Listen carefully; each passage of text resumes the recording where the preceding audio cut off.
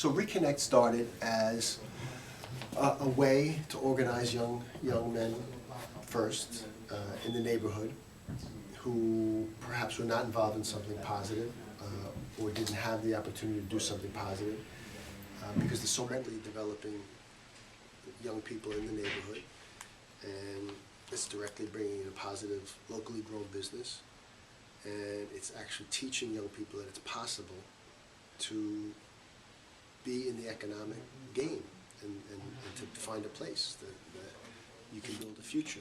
So we're hoping that that works, and we're hoping that it's the beginning of bigger things for all the people that work on it, and that other people, again, in the neighborhood see it and are inspired by it and say, this is something I can admire. You know, we'd like school kids to walk by and say, I see these young guys and I can admire them as much as I maybe admire someone who looks like they're really flashy or made a lot of money and not always doing it the right way, or just because someone's a basketball player, but maybe I can admire these guys. They can be my heroes. That they took something from nothing, a storefront that was nothing, and they built it into a business, and they can be proud of it, and I can look at them and say, boy, I can do that, and I'd like to do that.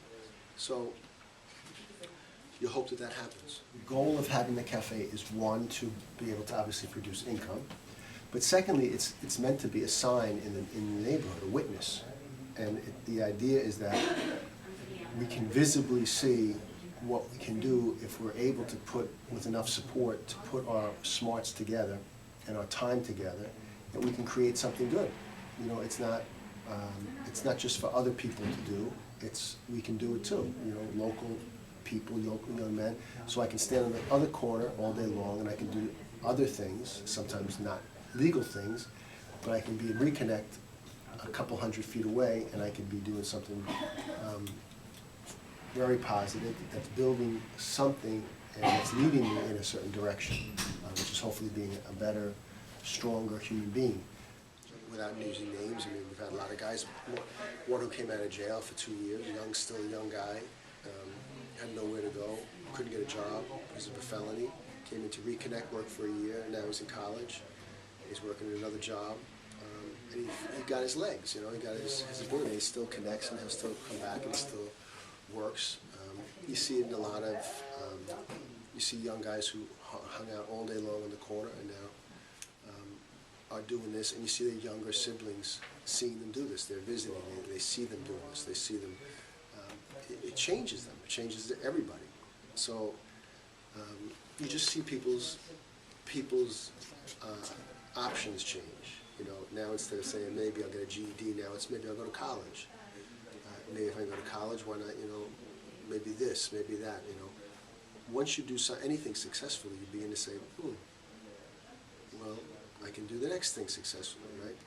And I think for a lot of guys, they've never seen and never experienced enough encouragement that their life has value, and that they have a contribution to make to the world, and that they're gifted.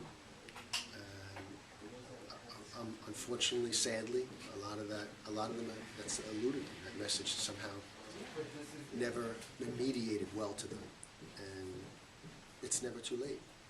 You know, and it's never too. It's critical for them, but it's even more critical for their children, that they somehow learn something that they can now hand on to their kids. That their kids learn that you can be a citizen.